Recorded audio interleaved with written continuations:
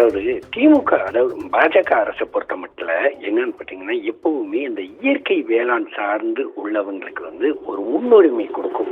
அதாவது கடந்த 50 வருடங்கள்ல அதிக அளவுல செயற்கை உரங்களையும் அதே மாதிரி செயற்கையான பயிர்கள் உள்ளிட்டவைகளை முன்னிறுத்தி பலரை அந்த மண்ணின் மலட்டுத்தன்மையை கொண்டு வந்த ஒரு சூழ்நிலையில இயற்கை வேளாண்மையை முன்னெடுக்கிறோம் அப்படின்னு சொல்லிதான் கடந்த சில வருடங்களுக்கு முன்பு பாஜக அறிவிச்சது. அதன் அடிப்படையில இயற்கை வேளாண் சார்ந்து முன்னெடுக்கக்கூடிய நபர்களுக்கு, அதாவது விவசாயிகள் அதே மாதிரி பலருக்கு விருதுகளை வழங்கி கௌரவிச்சது. உதாரணத்துக்கு ஏகப்பட்ட பேரை சொல்லலாம்.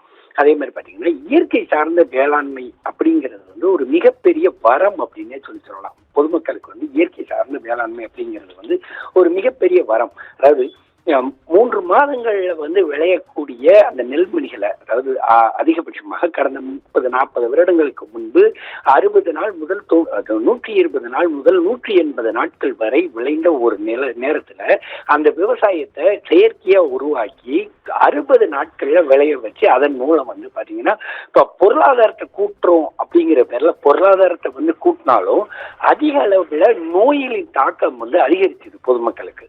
இதனை அடுத்து பாஜக அரசு பதவிக்கு வந்தவுடனே என்ன சொன்னாங்கன்னா, இயற்கை சார்ந்த விவசாயம் பண்ணக்கூடியவங்களுக்கு பாஜக முன்னிற்கும் அப்படின்னு சொல்லி தெரிவிச்சிருந்தாங்க. இதன் இந்நிலையில இதற்காகத்தான் இன்று பிரதமர் மோடி கோயம்புத்தூர் வந்திருக்கிறார். அவர் கோயம்புத்தூர் வந்ததோட இல்லாம என்னன்னு பாத்தீங்கன்னா, இங்க நடக்கக்கூடிய, அதாவது அந்த கோவை கொடிசியா தொழிற்கட்சி வளாகத்துல நடக்கக்கூடிய தென்னிந்திய இயற்கை வேளாண்மை மாநாட்டை துவக்கி வைக்கிறாரு.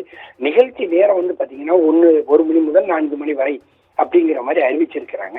புட்டபர்த்தியில இருந்து நேராக விமானம் மூலம் கோயம்புத்தூர் அங்கிருந்து அவர் தற்போது கொடிசியா வளாகம் நோக்கி நடந்து வந்துட்டு இருக்கிறார். அதாவது வண்டியில் வந்துட்டு இருக்கிறார். அவரை சுற்றி பொதுமக்கள் அவருக்கு வரவேற்பு அளிக்கும் விதத்துல பூக்களை தூவி வரவேற்று இருக்காங்க. அதாவது இந்த நிகழ்வானது பாத்தீங்கன்னா கிட்டத்தட்ட ஒரு 3 மணி நேரத்துக்கு மேல நடைபெறக்கூடிய ஒரு நிகழ்வு. இந்த நிகழ்வுல பாத்தீங்கன்னா பல்வேறு மாநிலங்களை சார்ந்த விவசாயிகள் பங்கேற்கிறாங்க. அதாவது ஆந்திரா, கேரளா, கர்நாடகா உள்ளிட்ட பல்வேறு மாநிலங்களை சார்ந்த விவசாயிகள் இதுக்குள்ள கலந்துகிட்டு அதன் அடிப்படையில அவங்க என்னென்ன மாதிரி முன்னெடுத்தாங்க, அதாவது இயற்கை வேளாண்மையை எப்படி முன்னெடுத்தாங்க, அந்த இயற்கை வேளாண்மையில அவங்களுக்குரிய பிரச்சனைகள் என்ன, அதே மாதிரி இயற்கை வேளாண்மை சார்ந்த உள்ள பிரச்சனைகள்ல தாங்கள் எப்படி வெளிக்கொண்டு வர முடிஞ்சது, அதே மாதிரி அரசின் தரப்புல செய்யப்பட வேண்டிய ஒரு என்ன பாத்தீங்கன்னா, இந்த அரசின் தரப்புல என்னெல்லாம் செஞ்சா தங்களுக்கு அது உதவியா இருக்கும் அப்படிங்கறத முன்னிறுத்தி தற்போது அவர் இது பண்ணிட்டு இருக்கிறாரு. அதே மாதிரி பாத்தீங்கன்னா தொடர்ச்சியா, அதாவது இப்போ அந்த கோவை கொடிசியா வளாகத்துக்கு உள்ள இருக்கிற, அதாவது இயற்கை வேளாண் விவசாயிகள் அந்த பண்ணியிருக்க அந்த கண்காட்சியை திறந்து வச்சு அதன் அடிப்படையில் அதில் பார்வையிட்டு இருக்கிறாரு. இதுல அந்த தமிழர்கள், அதாவது அந்த விவசாயிகள் அவங்க செஞ்சிருக்கக்கூடிய, அதாவது அவங்க செஞ்சிருக்கக்கூடிய நம்ம அதில் உள்ள பணிகள் மூலம் பனை மற்றும் பல்வேறு இயற்கை சார்ந்த பொருட்களின் மூலம் உருவாக்கப்பட்டிருக்கிற அந்த பொருட்களை அவர் பிரதமர் பார்த்துட்டு இருக்கிறாரு. பார்த்துட்டு இருக்கிற இந்த சூழ்நிலையில மேலும் பாத்தீங்கன்னா, இதனை அடுத்து தமிழ்நாடு, கேரளா உள்ளிட்ட மாநிலங்களை சார்ந்த இயற்கை வேளாண் விஞ்ஞானிகளோட கலந்துரையாடுறாருங்க. இந்த நிகழ்ச்சிகளை முடித்துக் கொண்டு பிரதமர் மோடி மாலை 3:15 மணி அளவுல கொடிசியால இருந்து கார் மூலம் கோவை விமான நிலையம் சென்று அங்கிருந்து தனி விமானம் மூலம் டெல்லி போறாரு. கோவை வருகையை ஒட்டி பிரதமரோட கோவை வருகையை ஒட்டி அங்க பாதுகாப்பு ஏற்பாடுகளும் மிகவும் தீவிரப்படுத்திட்டு இருக்கு. ஏற்கனவே விமான நிலையம் 2 அடுக்கு 3 அடுக்கு பாதுகாப்புகள் இருக்கப்பட்ட ஒரு நிலையில தற்போது 5 அடுக்கு போலீஸ் பாதுகாப்பு போடப்பட்டிருக்கு. அதே மாதிரி அவர் போறக்கூடிய பகுதிகளான சிங்காநல்லூர், SIHS காலனி உள்ளிட்ட பகுதிகள் ஏற்கனவே ரெட் ஜோன் பகுதிகளாக அறிவிக்கப்பட்டிருக்கிறது. அதே மாதிரி இந்த பகுதிகளில் ட்ரோன்கள் இரவு 7 மணி வரை பறக்கிறதுக்கு தடை விதிக்கப்பட்டிருக்கிற ஒரு சூழ்நிலையில பிரதமரோட வருகை தற்போது இப்போ இருக்கிற அந்த தமிழகத்தில் உள்ள அரசியல் வட்டாரத்துல மிகப்பெரிய ஒரு தாக்கத்தை ஏற்படுத்தும்னே சொல்லலாம். ஏன்னா எதிர்கட்சி தலைவரான எடப்பாடி பழனிசாமி, அதே மாதிரி கவர்னர் RN ரவி ஆகியோர் அவரை வரவேற்று அதன் அடிப்படையில தற்போது கொடிசியா வளாகம் நோக்கி போயிட்டு இருக்கிற ஒரு சூழ்நிலையில தொடர்ச்சியாக இதன் தாக்கம் எந்த அளவுக்கு வரும், அதாவது 6,000 ரூபாய் உதவித்தொகை அப்படிங்கிறது ஒரு சூழ்நிலையில இருந்தாலும் 18,000 கோடி ரூபாய் அளவுக்கான நிதியை 9,000 கோடி விவசாயிகளுக்கு ஒதுக்கிறது அப்படிங்கிறது ஒரு மிகப்பெரிய ஒரு வரவேற்பத்தக்க ஒரு விஷயம்னு சொல்லலாம். கிட்டத்தட்ட பாத்தீங்கன்னா தமிழ்நாட்டிலேயே கிட்டத்தட்ட இதுக்கு 80,280,000க்கும் மேற்பட்ட விவசாயிகள் பயனடையக்கூடிய ஒரு சூழ்நிலையில மொத்தமாக 9 கோடி விவசாயிகளுக்கு இந்த 18,000 கோடி ரூபாய் நிதியானது உதவித்தொகை வழங்கிதான் அவர் இப்ப பேச இருக்கிறாரு. அதே மாதிரி பாத்தீங்கன்னா தொடர்ச்சியாக இந்த நிலை, அதாவது இப்போ பிரதமர் வருகை, அதே மாதிரி பாத்தீங்கன்னா அவர் என்னென்ன திட்டங்கள் அறிவிக்க போறாரு, ஏன்னா இந்த குடிசிய வளாகத்துல அவர் பேசலாம் அப்படின்னு சொல்லி எதிர்பார்க்கப்படக்கூடிய நேரத்துல அவர் என்னென்ன திட்டங்களை அறிவிக்க போறாரு, அது இயற்கை வேளாண் சார்ந்து இருக்குதா அல்லது அரசியல் சார்ந்து இருக்குதா அப்படிங்கிறது தான் இங்க உள்ள பல அரசியல்வாதிகளோட ஒரு மிகப்பெரிய கேள்விக்குறியாவே இருக்குது. இயற்கை வேளாண்மை அப்படிங்கிறதுல முன்னிறுத்தி அதன் அடிப்படையில இப்படி உதவித்தொகை கொடுக்கறதுங்கிறது மேலும் மேலும் இனிவரும் காலகட்டங்கள்ல இயற்கையை சார்ந்திருக்க மனிதன் பழகும் பட்சத்துல அவனுக்கு அந்த நோயின் தாக்கமானது குறைய வரும். அதாவது செயற்கையாக உருவாக்கப்பட்ட பல்வேறு பொருட்களை உருவாக்கப்பட்ட பொருட்களை உண்டதன் காரணமாகத்தான் இன்றும் உலகம் முழுவதுமே நீரிழிவு நோய் மட்டுமல்லாது மற்ற நோய்கள் எல்லாமே அதிகரிச்சிருக்குது. இது இயற்கை வேளாண் சார்ந்தோ அல்லது இயற்கை விவசாயம் சார்ந்தோ ஒரு மனிதன் இருக்கும் பட்சத்துல அவனோட நோயின் தாக்கமானது குறையும் அப்படிங்கிறது பலரோட எதிர்ப்பு. அது மட்டுமல்லாது இயற்கை விவசாயியான அதே மாதிரி இயற்கை தன்னார்வலரான நம்மாழ்வார் என்ன சொல்லுவார்னா, இயற்கை சார்ந்து வாழக்கூடிய ஒரு மனுஷன் எப்போதுமே நோய் இல்லாம வாழ்வார் அப்படிங்கிறது அவரோட முன்னோட்டம் ஒண்ணு. அதை முன்னிறுத்தி தற்போது இயற்கையை பாராட்டி அதே மாதிரி இயற்கை சார்ந்து விவசாயம் பண்ணக்கூடியவங்களுக்கு தற்போது இந்த நிதியுதவியானது அளிக்கப்படுற ஒரு சூழ்நிலையில மேலும் இயற்கையை சார்ந்து விவசாயிகள் முன் வரலாம் அப்படின்னு சொல்லி எதிர்பார்க்கப்படுதுங்க.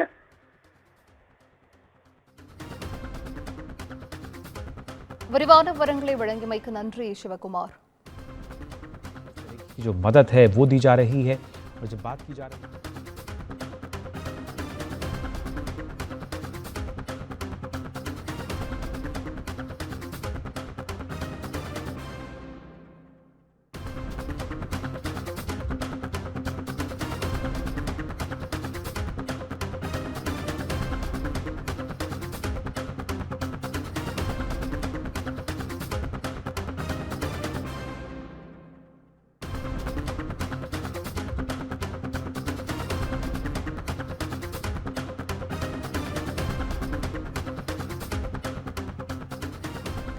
கோவை வந்துள்ள பிரதமர் நரேந்திர மோடியை விமான நிலையத்தில் வைத்து அதிமுக பொதுச் செயலாளர் எடப்பாடி பழனிசாமி வரவேற்றிருக்கிறார். பிரதமர் மோடியை விமான நிலையத்தில் தமாக தலைவரான ஜி.கே. வாசனும் வரவேற்றிருக்கிறார். மேலும் கோவைக்கு வருகை புரிந்திருக்கும் பிரதமர் நரேந்திர மோடிக்கு வழிநெடுகிலும் தொண்டர்கள் உற்சாக வரவேற்பு அளித்தனர். தென்னிந்திய இயற்கை வேளாண் மாநாட்டை துவக்கி வைப்பதற்காக பிரதமர் நரேந்திர மோடி தற்போது கோவைக்கு வருகை புரிந்திருக்கிறார். பிரதமர் மோடியை ஆளுநர் ஆர்.என். ரவி, அரசு அதிகாரிகள் வரவேற்றதாகவும் தகவலானது வெளியாகியிருக்கிறது.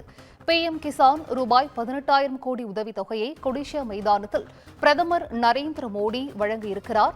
இயற்கை விவசாயத்தில் சாதனை படைத்த விவசாயிகளுக்கு விருதுகளை வழங்கி பிரதமர் நரேந்திர மோடி கௌரவிக்க இருக்கிறார். சட்டப்பேரவை தேர்தல் நெருங்கி வரும் நிலையில் பிரதமர் மோடியின் வருகை மிக முக்கியத்துவம் வாய்ந்த ஒன்றாக பார்க்கப்படுகிறது. பிரதமர் நரேந்திர மோடியின் கோவை வருகையொட்டி பாதுகாப்பு ஏற்பாடுகளும் மேற்கொள்ளப்பட்டிருக்கிறது.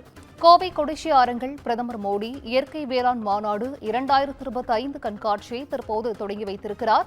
இயற்கை வேளாண் விஞ்ஞானிகள், விவசாயிகளுடன் பிரதமர் நரேந்திர மோடி தற்போது கலந்துரையாடி வருகிறார். அந்த காட்சிகளையும் தற்போது பார்த்துக் கொண்டிருக்கிறோம். கோவைக்கு வருகை புரிந்திருக்கும் பிரதமர் நரேந்திர மோடிக்கு உற்சாக வரவேற்பானது அளிக்கப்பட்டு வருகிறது. கோவை வந்திருக்கும் பிரதமர் நரேந்திர மோடியை விமான நிலையத்தில் வைத்து அதிமுக பொதுச் செயலாளரான எடப்பாடி பழனிசாமி வரவேற்றிருக்கிறார். மேலும் விமான நிலையத்தில் தமாக தலைவரான ஜி.கே. வாசனும் வரவேற்றிருக்கிறார். இது குறித்தான அண்மை செய்தியை தற்போது பார்த்துக் கொண்டிருக்கிறோம். தென்னிந்திய இயற்கை வேளாண் மாநாட்டை தொடங்கி வைப்பதற்காக பிரதமர் நரேந்திர மோடி தற்போது கோவைக்கு வருகை புரிந்திருக்கிறார். பிரதமர் மோடியின் இந்த கோவை பயணம் மிக முக்கியத்துவம் வாய்ந்ததாக பார்க்கப்படுகிறது. பிரதமர் மோடியை ஆளுநர் ஆர்.என். ரவி, அரசு அதிகாரிகள் வரவேற்றனர். PM கிசான் ரூபாய் 18,000 கோடி உதவித்தொகையை கொடிஷா மைதானத்தில் பிரதமர் நரேந்திர மோடி இன்று வழங்க இருக்கிறார். இயற்கை விவசாயத்தில் சாதனை படைத்த விவசாயிகளுக்கு அவர் விருதுகளை வழங்கியும் கௌரவிக்க இருக்கிறார். வழிநெடுகிலும் பிரதமருக்கு உற்சாக வரவேற்பு அளிக்கப்பட்டது. சட்டப்பேரவை தேர்தல் நெருங்கி வரும் நிலையில் பிரதமர் மோடியின் இந்த வருகையானது மிக முக்கியத்துவம் வாய்ந்த ஒன்றாக பார்க்கப்படுகிறது. பிரதமர் நரேந்திர மோடி தற்போது கோவைக்கு வருகை புரிந்திருக்கிறார். கோவை கொடிசியாரங்கள் பிரதமர் மோடி இயற்கை வேளாண் மாநாடு 2025 கண்காட்சியை தொடங்கி வைத்திருக்கிறார்.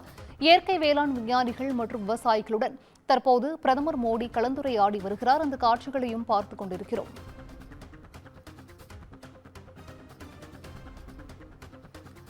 கோவை வந்திருக்கும் பிரதமர் நரேந்திர மோடியை விமான நிலையத்தில் வைத்து அதிமுக பொதுச் செயலாளரான எடப்பாடி பழனிசாமி வரவேற்றிருக்கிறார். மேலும் தமாக தலைவரான ஜி.கே. வாசனும் விமான நிலையத்திற்கு சென்று பிரதமர் நரேந்திர மோடியை வரவேற்றிருக்கிறார். மோடியின் இந்த கோவை பயணம் மிக முக்கியத்துவம் வாய்ந்த ஒன்றாக பார்க்கப்படுகிறது. தென்னிந்திய இயற்கை வேளாண் மாநாட்டை துவக்கி வைக்க பிரதமர் நரேந்திர மோடி தற்போது கோவைக்கு வருகை புரிந்திருக்கிறார். ஆளுநர் ஆர்.என். ரவி மற்றும் அரசு அதிகாரிகள் பிரதமருக்கு உற்சாக வரவேற்பு அளித்தனர். PM கிசான் ரூபாய் 18,000 கோடி உதவித்தொகையை கொடிஷியா மைதானத்தில் பிரதமர் மோடி வழங்க இருக்கிறார்.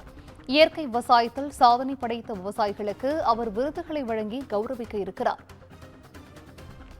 சட்டப்பேரவை தேர்தலானது நெருங்கி வரும் நிலையில் பிரதமர் மோடியின் வருகை முக்கியத்துவம் வாய்ந்த ஒன்றாக பார்க்கப்படுகிறது. கோவைக்கு வருகை புரிந்திருக்கும் பிரதமர் நரேந்திர மோடிக்கு பாஜக தொண்டர்கள் வழிநெடுகிலும் உற்சாக வரவேற்பு அளித்தனர். கோவை கொடிசியாரங்கள் பிரதமர் மோடி இயற்கை வேளாண் மாநாடு 2025 கண்காட்சியை தொடங்கி வைத்தார். இயற்கை வேளாண் விஞ்ஞானிகள் விவசாயிகளுடன் பிரதமர் மோடி தற்போது கலந்துரையாடி வருகிறார். விவசாயிகளிடம் விளைபொருட்கள் குறித்து கேட்டறிந்த பிரதமர் மோடி கண்காட்சியில் அரங்குகளையும் தற்போது பார்வையிட்டுக் கொண்டிருக்கிறார்.